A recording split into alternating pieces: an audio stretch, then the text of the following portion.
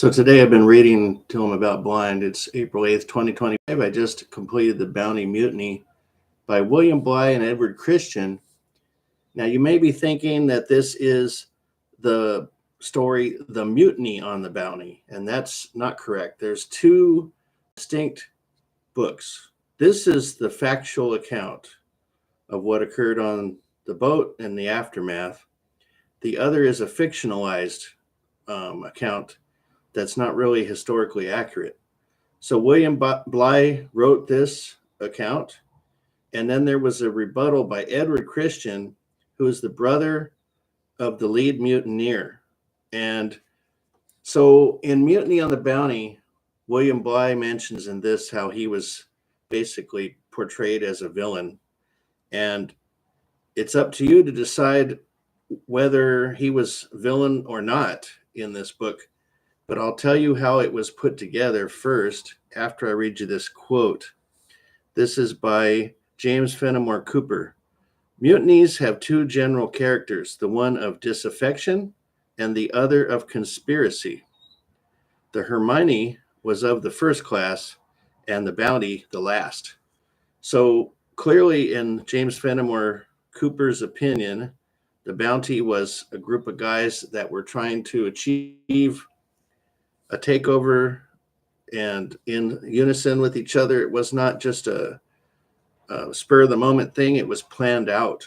And you definitely get that feeling by reading this. So the interesting thing about this, since it is William Bligh's account for the most part, it starts out where he's airing his grievances for being portrayed as a villain in culture. And then that's in the introduction. And then you go into basically like a ship log. And at the very beginning, the ship log, it shows their journey map and how he escaped that trouble on a very small boat. It gives you that kind of background information. And that was the first time someone had navigated that far across water with that small of a vessel and survived. And those guys, they went through absolute hell. But the initial part of the actual mutiny was very short. And I'm reading it going, that's it? That's all you're going to get about the mutiny, because it was like out of the frying pan into the fire. He went from mutiny to, hey, you're kicked in this little boat, and now you got to try to survive. And one of the guys' accounts later that he recorded for the government once they got to England was he told those mutineers on the ship that if he ever gets to England, he was going to hang them himself. So clearly there was people that were very upset. There was a lot of people that could have stayed on the ship that said, no, I'm getting out of here, because that type of offense is a hanging offense. And you have to parse out whether you believe that they did that out of fear of hanging, or they didn't want to habitate with the other people in Tahiti on Pitcairn Island, or I don't know. They just wanted to follow rules. They didn't want to be mutineers, didn't see enough of a lifestyle on Pitcairn Island. So William Bligh asserts that the guys basically did it for the chicks on Pitcairn Island, that the Tahitian women were pretty good looking, I guess. And there's a lot of information on the internet, if you look it up, that basically they stole those women from some of the native men. And according to the end of this, that may have caused their demise ultimately. So about half of the book is the whole ship log. Maybe not half, maybe less than half, until they get back to, well, that's up to page 66. So up to page 66 is the ship log, and they went through absolute hell. If you like voyage stories, that right there is going to be enough for you to enjoy the peril that they went through and the fact that they survived. And then you have the minutes of the proceedings of the court-martial, which was in August 12th, 1792. 10 persons were charged. And the thing that's confusing about it, there was 4 that were acquitted, 4 that were pardoned, and 3 ended up being executed. And then there was others left on the island. And of course, you'll read later an account of a woman named Jenny who claims that they basically all got killed on the island in short order. So I don't know if they died before they could be retrieved. It didn't seem that way.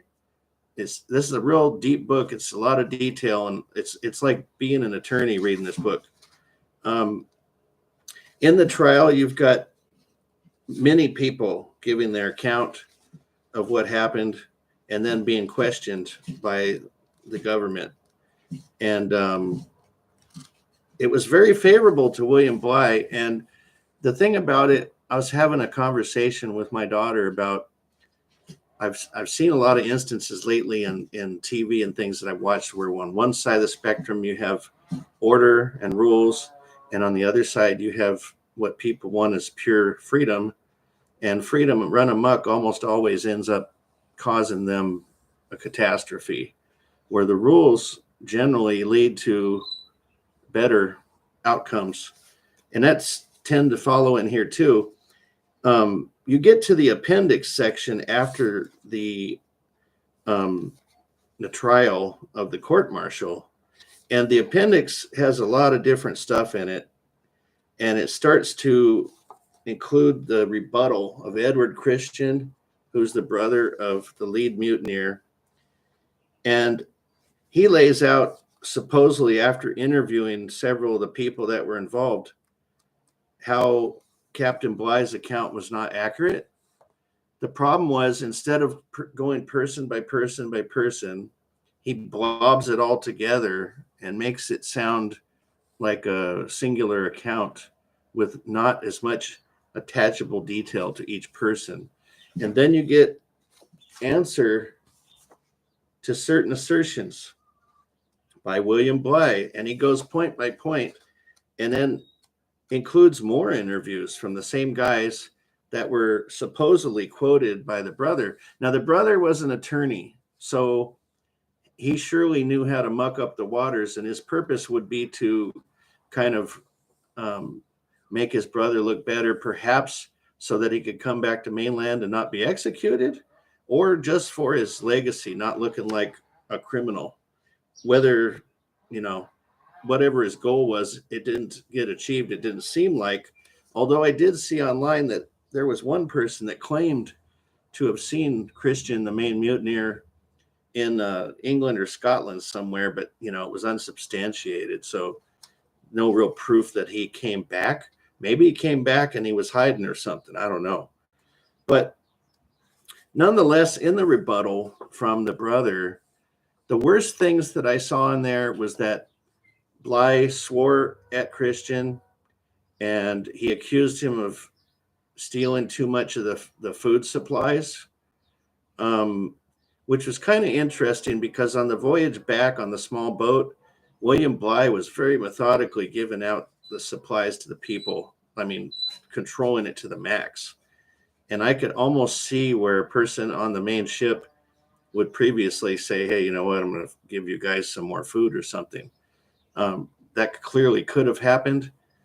Nonetheless, if the worst that Bligh did was yell and accuse him of taking too much food, perhaps, and at one point he said the Indians were doing something on the land, why didn't you shoot at them, I guess, which Bligh denies that. And then the other thing was, what was the other thing? Oh, he supposedly shook his hand in the face of Christian. Well, to me, that ain't enough to go full mutiny on a ship, telling people you're going to blow their brains out, because there are accounts of people saying that that's how they were threatened, basically get in the boat or else. And there were other individuals that were forced to stay on the ship, which I guess that accounts for some of the acquittals and or pardons that came later.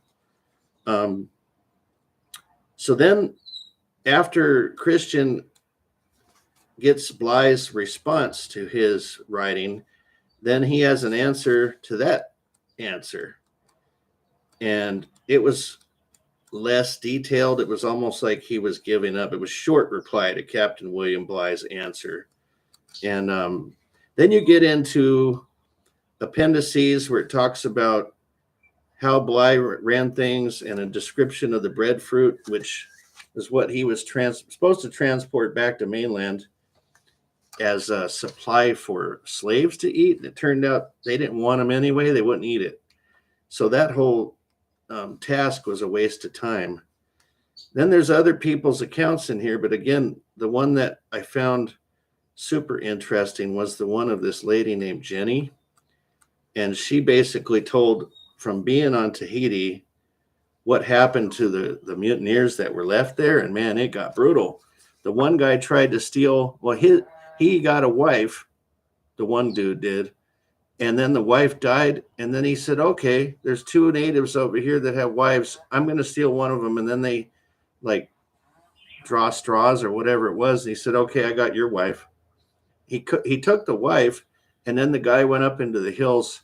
And then a few days later, he came back and ambushed him and then murdered that guy, which was pretty savvy, right? To not go into conflict right then, perhaps. I don't know, maybe it wasn't, because I guess his wife probably had to sleep with him that few days, I suppose. But yeah, it just sounded like a hot mess. Super interesting, really laborious read in places. A lot of British speak, that's not easy to read for a modern person, perhaps. And a lot of it was a little bit too long, perhaps. I would say probably if you're interested in court cases, the court-martial hearing would be interesting to you. I liked it, but not as much as the ship log of their actual journey back. I found that to be the best part because it was just brutal, and the things they had to do to survive in situations. Oh, and by the way, Bligh, I had the fortune of just reading Captain Cook's journals. So he had 3 voyages. He had finally ended up being murdered in Hawaii on the 3rd one. But William Bligh was on the Antarctic one that I think was the 2nd journey. Oh, and that was a brutal journey. So I was fortunate to read that first before this. Now, that as far as reading the other book, The Mutiny on the Bounty, I have read that it's very fictionalized. It does make William Bligh look really bad. And then I put on the internet search, what was the worst parts of William Bligh? And basically after this situation, he oversaw some kind of conflict and it went south. And he didn't do well in that event either. And it came to be agreed that he had a really bad temper, bad mouth, and he was pretty verbally abusive. And he was court-martialed, although he was acquitted in that case, and that was later. So, whether you believe the brother of a Christian, or if you believe William Bligh, which I happen to believe, that there was no excuse for them to do the mutiny, no matter how verbally tough he was on the guy. It seemed like the guy either, like William Bligh said, wanted the women on Tahiti, or he just couldn't handle any criticism of any kind. The thing that it seems to me, rather than reading the Mutiny on the Bounty book, they said that the Bounty from 1984 film is the most historically accurate, and that has Mel Gibson and Anthony Hopkins in it. So I'm going to watch that film now, and I'm not going to make a video about it, but this was pretty good. It was somewhat tedious, hard to read. It's pretty lengthy. Closes out at 254 pages. Although the final appendixes, you could probably kind of skim those, other than read Jenny's story, because it's a good summary of what happened to those guys and how being impulsive and not appreciating kind of the rules may have caused their ultimate doom.